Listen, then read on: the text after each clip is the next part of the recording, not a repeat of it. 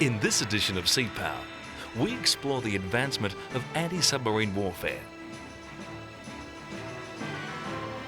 In particular, we focus on the development of the submarine's natural surface nemesis, the destroyer. Both these vessels leapfrogged in development during the Second World War, and it's this development that we investigate in this episode of Sea Power.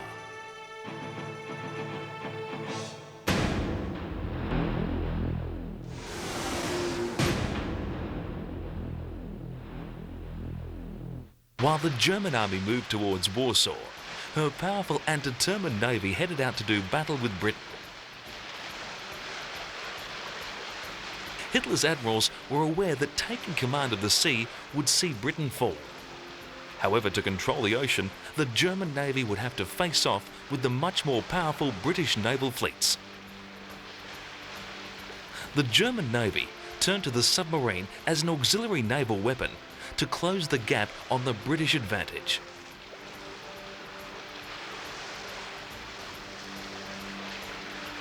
Admiral Donitz was to prove that the submarine was indeed a most deadly weapon. He developed many techniques that enhanced the submarine's natural ability to sink ships. In this instance, a German U-boat is being refueled, reloaded and resupplied by another larger U-boat, called a milk cow.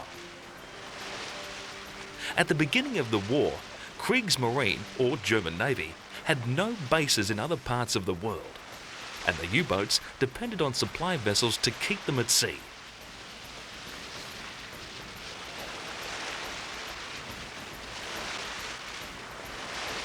Surface vessels were too vulnerable, so the supply submarine was born. These were built around the successful Type 7 design.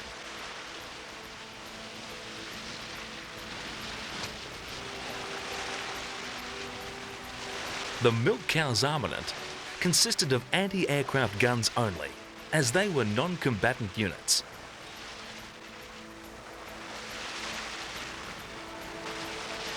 The first of the 20 boats was put into service in 1941. All were sunk by Allied forces during the war. Operating a milk cow fleet allowed the fighting force to stay at sea for longer periods of time. England could not sustain the massive losses of merchant ships that the U-boats were inflicting. As the war began, England desperately tried to expand its merchant marine.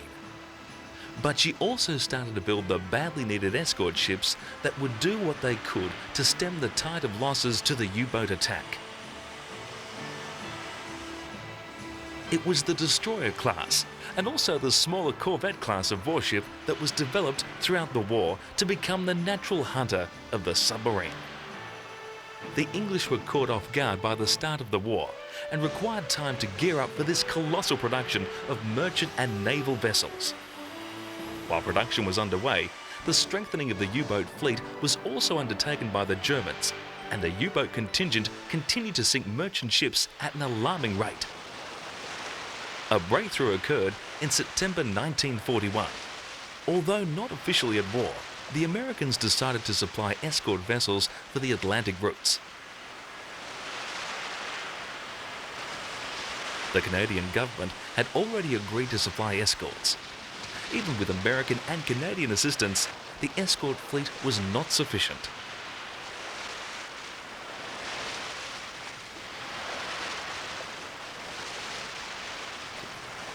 The job of the escort ship was to patrol the outer edge of the convoy and to try to locate and destroy U-boats.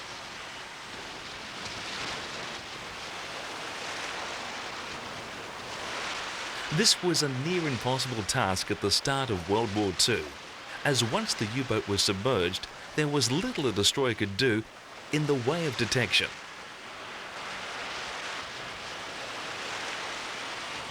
At the beginning of the war, some destroyers did have primitive hydrophones that allowed them to listen for submarines.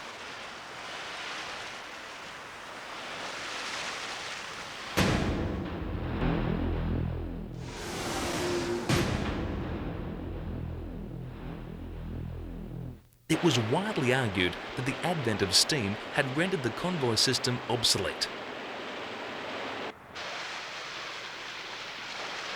Many felt that the necessary delays involved in assembling vessels into a convoy would take up too much time.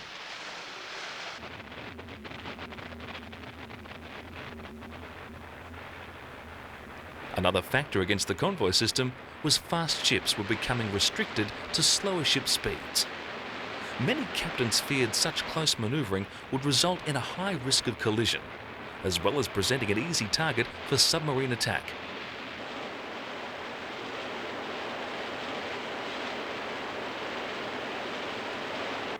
The British Royal Navy felt that escort convoys was too defensive as a use for their ships, and continued to advocate independent hunting.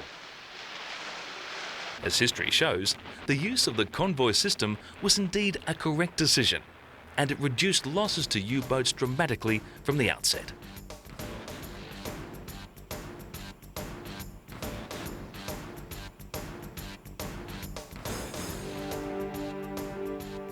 In the meantime, the Germans had developed a devastatingly successful wolfpack technique.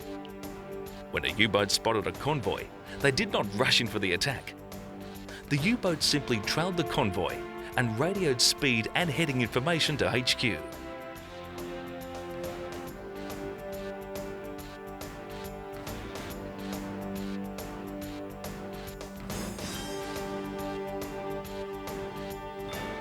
Planners then organised groups of U-boats to attack simultaneously, which spread the escorts widely and made them even less effective.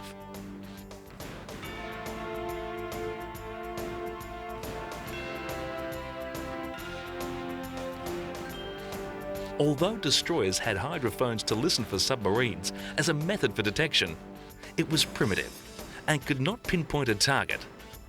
It was not till later in the war that more effective equipment was being used.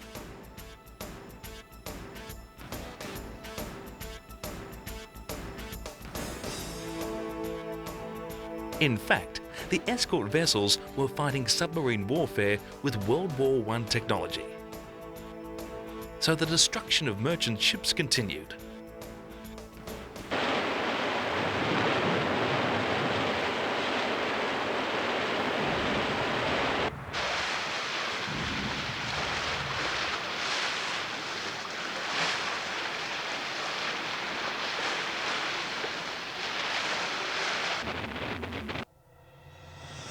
When America joined the conflict and the Japanese declared war, the submarine and destroyer would further battle each other and broaden the theatre of war on the high seas.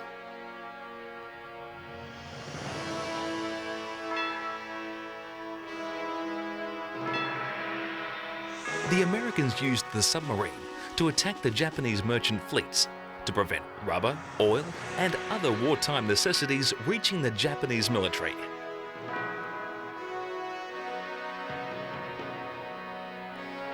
At this time in the war, sonar and half-daff or radio detection fighting apparatus had been developed, and anti-submarine warfare was coming of age.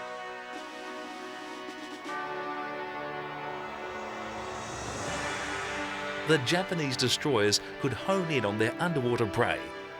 No longer did the water's surface provide a cloak of invisibility for the submariner. Depth charging would continue for hours and was a grueling experience. Sonar provided exact locations, and it changed the game to the destroyer's advantage. The submarine still remained the most effective weapon to slow the supply lines, but the battle had become more equal.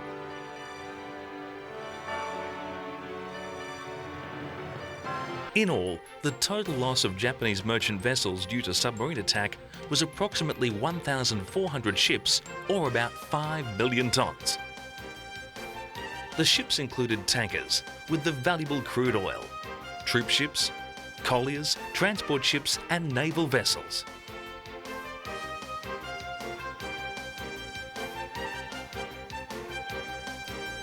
By comparison, 52 American submarines were lost in the conflict. As anti-submarine warfare developed, the submariners of all nations found it harder to approach convoys without being detected. Once a torpedo attack began, the submarine was immediately harassed and forced to take evasive action, and the game of cat and mouse began.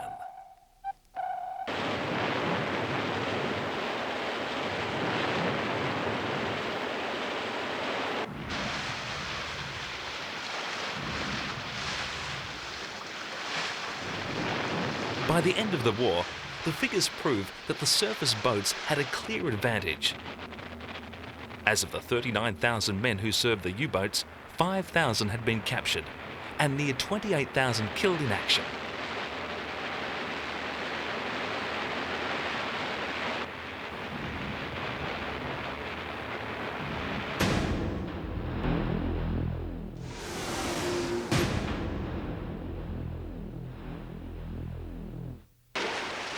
This is a Type 42 destroyer, also known as the Sheffield class. The class was designed in the late 1960s to provide area air defence for the Royal Navy. In total, 14 vessels were constructed. 11 remain in service today. This vessel is representative of the development of the destroyer class after World War II and the different role they can play in today's Navy. The main weapon system of these destroyers is the Sea Dart and is a surface-to-air missile system. The Sea Dart is capable of Mach 2.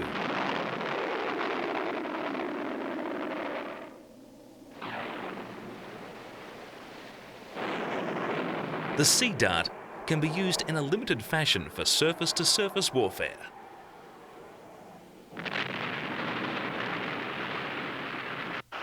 Although claimed to be obsolete, it is still effective against most modern missile threats, as proven by the 1991 Gulf War and the recent Iraq conflict. Targets are acquired by the ship's tracking radar systems and are then assigned to one of the tracker illuminating radars, or TIRs. The TIR fixes its target and the missile is simply fired.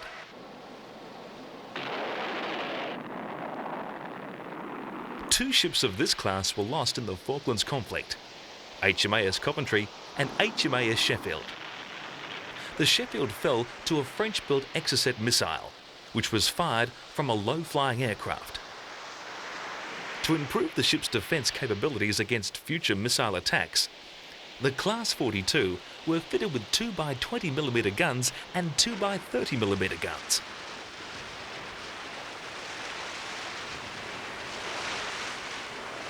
A modern representation of an anti-submarine ship can be found in the Netherlands' Kortenaar class of frigate.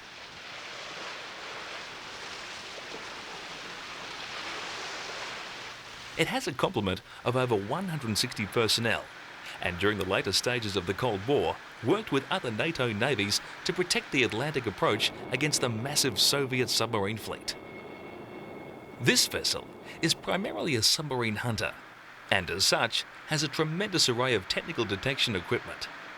Both American and European companies manufacture the equipment. The first stage of any submarine hunt is locating the submerged target. The ship has a bow-mounted Westinghouse ANSQS 505 sonar, which is connected to the anti-submarine warfare data system. The data system collects information from the sonar and other systems and processes the information to give the operators the type, heading and depth of the acquired submarine. The submarine can be tracked and the ship can be directed to intercept. The information can also be immediately transmitted to the land-based headquarters or other surface vessels. In this modern world of technological marvels, some age-old systems are still employed.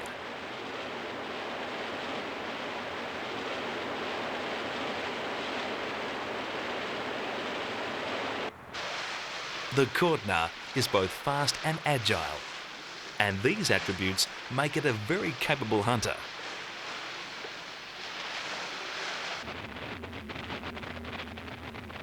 It has a top speed of 30 knots and a range of 4,700 nautical miles at 16 knots.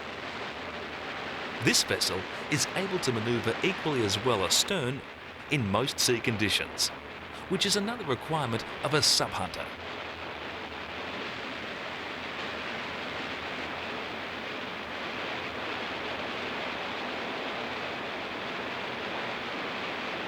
Rolls-Royce Olympus and Tyne gas turbines are used in this class. The twin Olympus turbines create 56,000 shp to attain the vessel's top speed, and the Tyne engines, which output 8,000 shp, are used to give economy and range.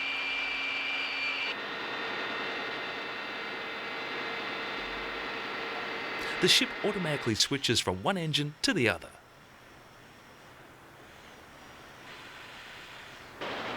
Two Westland Lynx helicopters further add to the ship's ability to detect and destroy submarines. The hydraulic lockdown system enables the Lynx to be used in nearly all weather conditions. The helicopters have a range of over 300 nautical miles and have sonar capability and also carry anti-submarine weaponry. The Lynx can stay aloft for more than 3 hours. General weapons carried are 2 Mark 46 torpedoes, or Mark 27 torpedoes, or Mark 81 depth charges. The Lynx can attack submarines once it has located them by sonar. The helicopter simply dips the sonar equipment into the water to detect the presence of the enemy. It is also a much faster way to cover an area than using the ship alone. Weapons of the Corvettes class include a 20mm Bova, 1x76mm Otto Breda gun, 4x 12.75-inch Mark 32 torpedo tubes in 2 twin mountings, 8 launchers for Harpoon SSMs in 2 squad mounts, and 1 launcher for NATO Sea Sparrow SAMs, with a total of 24 rounds.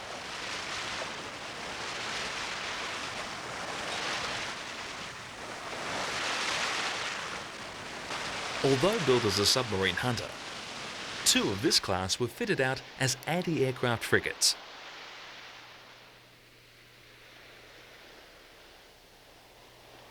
The Corvettes class is now being joined by even more advanced vessels, which are now under construction. But the Corvettes ships will remain in service for at least another decade.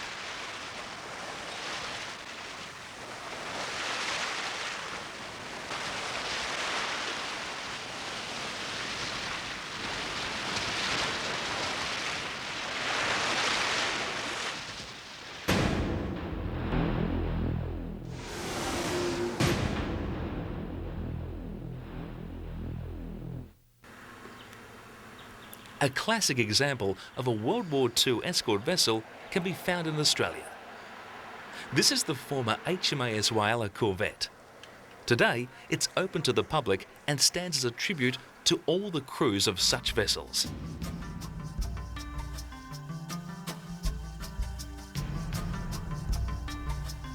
It is also a story of the dedication it took to return Whyalla to its place of construction.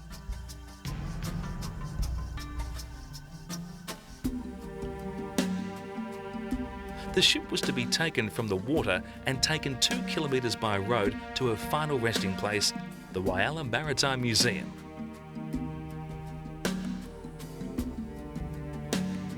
This is quite a feat when you consider the ship's displacement weight is 659 tonnes and its length is approximately 57 metres or more than 200 feet.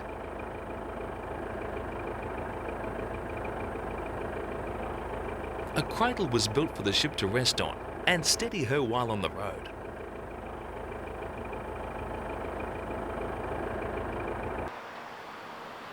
With the cradle secured to the ship's hull, the vessel was manoeuvred to begin its ascent up the very slipway that she was launched from so many years ago.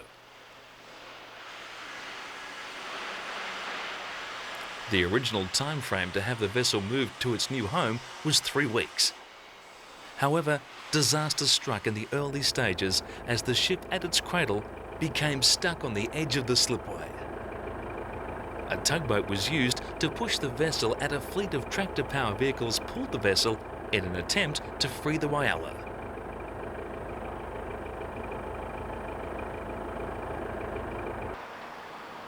inch by inch, the vessel was edged further out of the water. It took 5 days to get the vessel's bow to break the high water mark. At this point, the effort became more difficult, as the crew had to wait for high tide to continue the fight. In the end, it took 2 weeks to get the vessel clear of the water.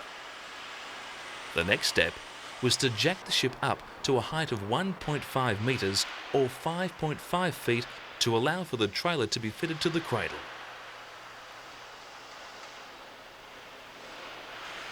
It took a further week's work to complete this task.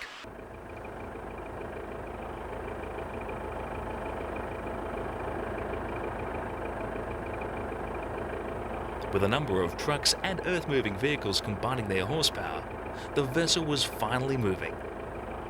220 tons of trailers and 328 wheels inched along the road in the final stage of the move.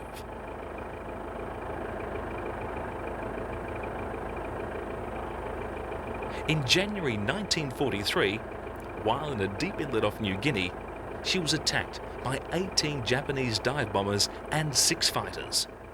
In November 1943, HMAS Whyalla resumed escort duties off the east coast of Australia. In December 1944, she was engaged in minesweeping operations off the southeast coast of Australia. In 1945, HMAS Whyalla was attached to the British Pacific Fleet and formed part of the occupying forces that received the Japanese surrender of Hong Kong. She was paid off in May 1946 after steaming over 110,000 nautical miles during her wartime career. She continued in commercial service after the war and was modified. Today, the museum has nearly completed the restoration of returning her to her wartime specification. That concludes another episode of Sea Power. Join us again when we further explore this fascinating subject.